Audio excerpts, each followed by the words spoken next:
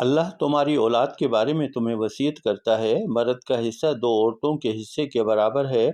پھر اگر 2 یا 2 سے زیادہ عورتیں ہی ہوں تو ان کے لیے ترکے میں 2/3 حصہ ہے، اور اگر ایک ہی لڑکی ہو تو اس کے لیے آدھا حصہ ہے، اور اس مرنے والے کے ماں باپ میں سے ہر ایک کے لیے ترکے میں 1/6 حصہ ہے اگر اس کی اولاد ہو۔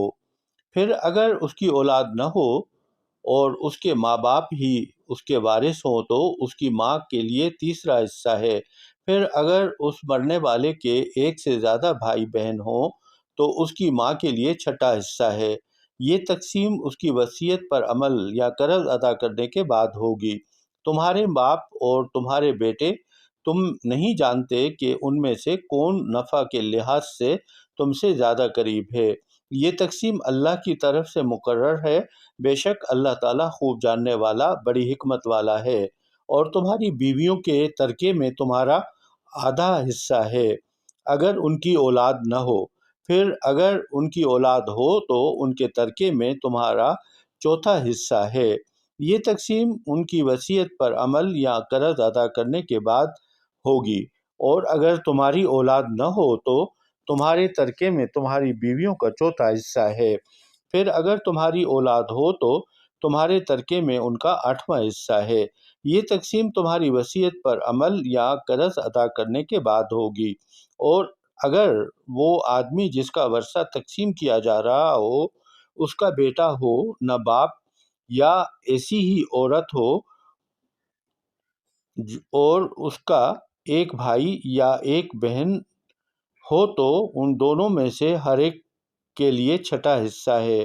پھر اگر ان کی تعداد اس سے زیادہ ہو تو وہ سب 1/3 حصے میں شریک ہوں گے۔ یہ تقسیم اس کی وصیت پر عمل یا قرض ادا کرنے کے بعد ہوگی، جبکہ وہ کسی کو نقصان پہنچانے والا نہ ہو۔ یہ اللہ کی طرف سے تاکید ہے، اور اللہ خوب جاننے والا، بڑے حوصلے والا ہے۔ یہ اللہ کی حدیں ہیں، اور جو اللہ اور اس کے رسول کی فرما برداری کرے گا اسے اللہ ایسے باغوں میں داخل کرے گا جن کے نیچے نہریں بہتی ہیں، وہ ان میں ہمیشہ رہیں گے، اور یہ بہت بڑی کامیابی ہے۔ اور جو کوئی اللہ اور اس کے رسول کی نافرمانی کرے گا اور اس کی حدوں سے آگے نکلے گا تو اللہ اسے آگ میں داخل کرے گا جس میں وہ ہمیشہ رہے گا، اور اس کے لیے رسوا کرنے والا عذاب ہے۔ سامعین اکرام، احادیث کے ذریعے ترجمے میں دیے گئے احکامات کی مزید وضاحت کی گئی ہے۔ سب سے پہلے فتح القدیر و ابن کثیر میں جو حدیث موجود ہے اس کے مطابق اولاد کی عدم موجودگی میں بیٹے کی اولاد یعنی پوتے بھی اولاد کے حکم میں ہیں۔